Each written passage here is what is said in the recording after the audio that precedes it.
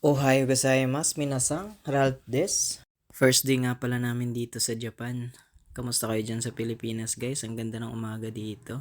Medyo malamig pa. Pero siyempre, tamang kape lang muna tayo. Habang nagkakape nga pala ako, iniisip ko dati pangarap ko lang pumunta dito sa Japan nung bata pa ako. Pero ngayon, hindi ko akalain dito na ako sa Japan. Nagkakape. Habang nagkakape nga pala ako, binidyoan ko nga pala yung nasa harapan namin. Sobrang linis guys, sobrang tahimik. Yung mga Japanese kasi guys, busy yan sila sa trabaho kaya umaga pa lang, nagbabanat na ng buto. Ito nga pala yung mga nauna sa amin dito, si Tamagotchi Dominic. Kamusta ka? Shoutout sa inyo. Tapos ito nga pala si Tamagotchi Leo Sang and si Tamagotchi David Sang. Yan yung mga favorite ni Sensei Ogawa yan dito. Mga welder pala yan sila guys, galing sa aming agency, which is yung Aure Agency. So kayo guys, kung nagbabalak kayong mag-apply, apply na kayo. Huwag na kayong magpatumpik-tumpik pa. Yun, meron nga pala tayong Vietnamese na kasama dito.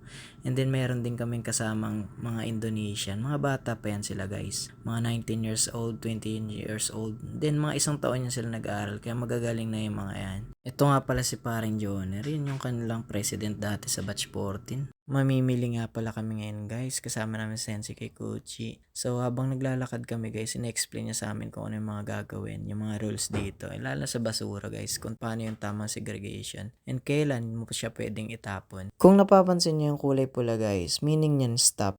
Dito kasi sa Okayama, Japan guys, maraming crossing dito. Kaya dapat bago ka tumawid, tumingin ka muna sa paligid mo. Siyempre para sa'yo na rin yung sa safety mo. So habang naglalakad nga pala kami dito guys, hindi kami iwasan mag-video. Pero siyempre patago lang. Kasi sabi ni Sensei Kikuchi, hindi ka pwede basta-basta mag-picture or mag-video sa kanila. Siyempre para sa privacy, and then yung ibang Nihonjin kasi guys, iba yung nasa isip nila mamaya. May bala ka dun sa kanila. Kaya tago lang tayo mag-video guys. Nakarating na nga pala kami sa Daiso guys. Dito kami mamimili ng aming gamit sa apartment. Dito pala sa Daiso guys, meron ditong rules na tinatawag. Kapag wala ka palang nakitang presyo, ibig sabihin nun 110 yan na yun, automatic.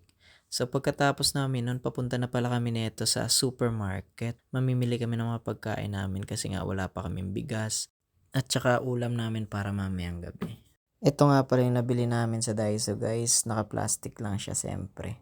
Hindi ko na malaya, nakapasok na pala kami sa supermarket. Tignan mo naman yung paligid guys. Tignan mo yung mga bilihin. May mga presyo yan.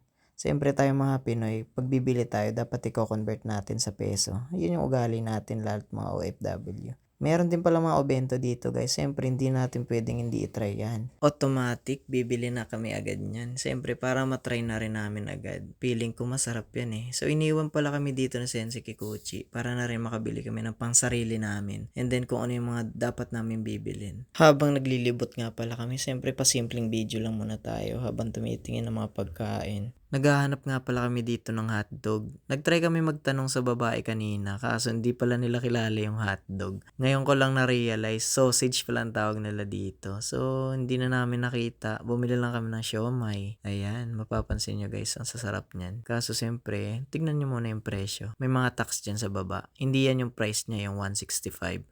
Meron yung price sa baba, kasama na yung tax. Yun yung babayaran nyo guys. Bibili na pala kami ng karne dito guys. Pero in-explain muna ni Sensei kung saan kami mas makakatipid. Habang nagbabalot nga pala kami ng aming pinamili guys, di ko na malayan, nakauwi na pala kami sa aming apartment and wala. Yan na yung aming pinamili. And yun, tamang video lang sa aming obento. Lahat-lahat pala naman nagastos namin guys, umabot ng 7,000 yan. Kasi nga ang mahal ng bigas. Kain na tayo guys and thank you for watching.